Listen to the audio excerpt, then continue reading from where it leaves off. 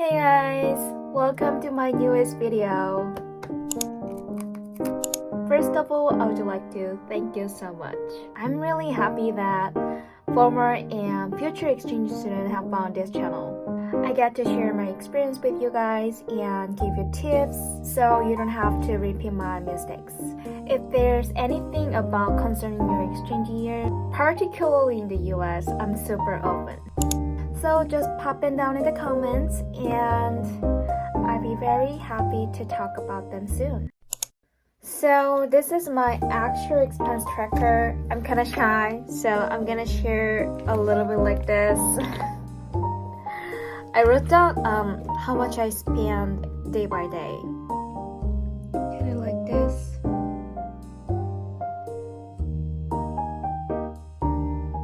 Damn. So today, as you guys probably guessed from the title, talking about the financial side of the exchange years. Yay! Without further ado, let's get into it. I'll be talking about how to finance your exchange year and how much money you will need to save up and how much you will need on a monthly basis. I'm sorry guys, I couldn't really fit in details about income brackets that program support, but I can definitely tell you there are lots of scholarship programs in Korea to help Korean university students financially. Also, both your current university and school might offer their own scholarship. So first of all, if you're looking to do an exchange student, you know that exchanger in the US, it costs around 15 to 20 million won. That's approximately about $10,700 to $14,700. Well, obviously, that's a huge chunk of money that everyone can afford. But don't just skip up on the idea of doing an exchange student. There are actually so many ways to make the dream happen. First of all, check what kind of option you and your family have and how much you can cover out of pocket. See if other family members might be able to help you out. You couldn't even create a GoFundMe page. Yeah. Kind of thirsty. I have a cookie though. If I get hungry, I'm gonna have it. So, you don't mind.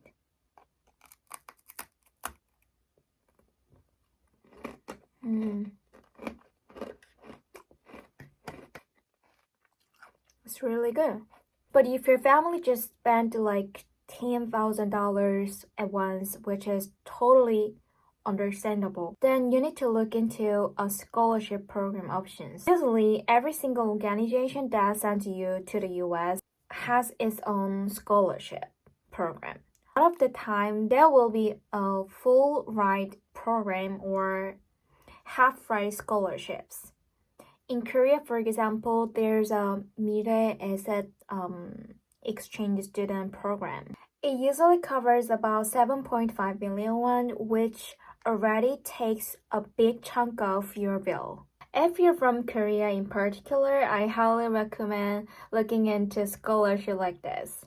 Well, if you're from a different country, and you should definitely look for similar options too. Round fee doesn't cover everyday expenses. It won't cover food, clothes, or things like that. The first month probably will be the most expensive because you're fitting your whole year into one suitcase.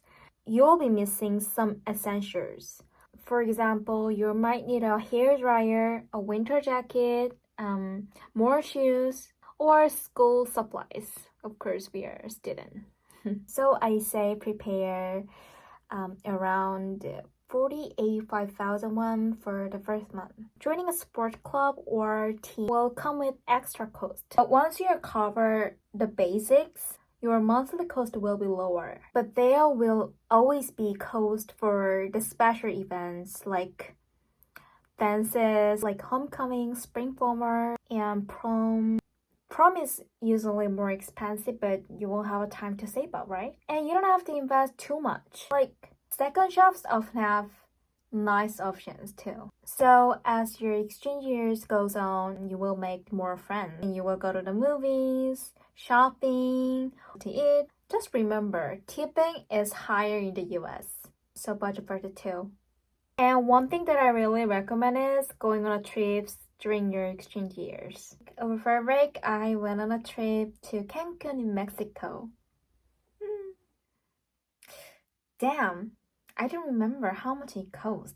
But I'm pretty sure it was a super cheap. And I got to travel with a bunch of people, friends from Japan, Korea, and China. Well, you can probably see it in one of my old videos. Mexico is really close to the US, and I thought, when will I ever get to visit to Mexico again? It includes hotels and transport, so it was actually cheap. I met lifelong friends and made some of the best memories there. You don't have to go on every trip, but try to go on like 1 or 2. It'll be truly worth it. I think American schools hold a lot of events, like giveaway events. For example, free t-shirts, coffee, food, and things like that. Especially t-shirts. Every t-shirt has the school logo on it, feels more comfortable to wear, and it's also a great way to save money. So there's a certain costs that are easily forgotten about. I'm especially talking about recurring costs. So for example, your phone bill, you're gonna have to pay like every single month. When I first got there, I used Mint Mobile. It's an online prepaid phone plan that's super cheap and easy to set up. I think I paid around $25 a month for unlimited calls and data. So if you're going to the US, I really recommend checking that out. It's way cheaper than getting AT&T or Verizon. So yeah, just make sure to include that in your budget. Also, if your host family goes to the church, you might want to bring a few dollars for the weekly collection. They usually give around $5 each week, so that's about $20 a month. So yeah, there are small costs that are easy to forget. But make sure to think about them too. They're probably going to pay your food. Also, they're probably going to pay things like washing machine detergent and sort of thing. Host family also paid for my food when we went out to eat every single Sunday after church. However, there's something that you will have to figure it out with your family, like whether you're paying for it or your family paying for it. I'm kind of hungry. So if you're paying for it, when you go out to eat, and when you're out to do activities, anything like that, you're going to figure that out in the first couple of weeks. So I know that all of this might seem a bit overwhelming because, I just talk about all of this code coming up your way. And really, I say, it's not a crazy amount. It's a bit expensive because you're going to covering more costs than you bid at home, right? Just because it's such a special time. You don't have your family with you that might pay for a lot of things usually. You're going to want to take more trips or go out and eat more, stuff like that. But not be worried. I'll say a good amount to have every single month will be like $150 to $200. Money tips. I think that should cover all of your expenses. You don't really have more than that. The only thing I would add on the top of that is probably expenses for the stuff and trips, because that is going to be more expensive. But just for your everyday clothing, appliances, bathroom products, activities, everyday stuff, you're probably going to find with $150 to $200 a month. That should really cover you and you're fine.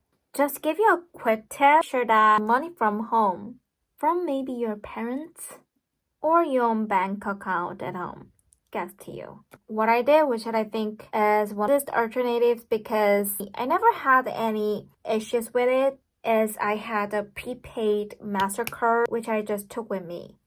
I already banked before I left, and I told them I was going to the US and kind of explain my situations. It was a debit card, prepaid, and I just made sure to put, like a safety amount on there. I always have a cushion, like no matter what happens, If there are any troubles with bank transfer, my parents would also put a certain amount money on there like every single month as my pocket money.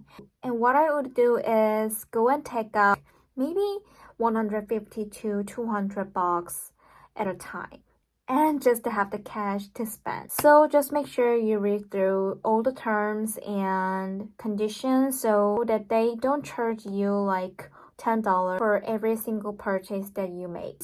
If that is the case, I would recommend you just go to machine and take out the cash, because then you only pay that charge once as far as possible. So I never had any issue with it. If there are other former exchange students here, please pop, any sort of that you use in the past down in the comments below to help each other out. If you have any unanswered question about financials concerning about your exchange years, so please also pop it down in the comments below. This is the end of the video. All I have to say is don't forget to like and subscribe and hit the notification bell so never miss out my content. I will definitely posting a lot more videos in the future. If you like to follow me on Instagram, feel free to do. Thank you so much for watching my videos, and see you soon. Please.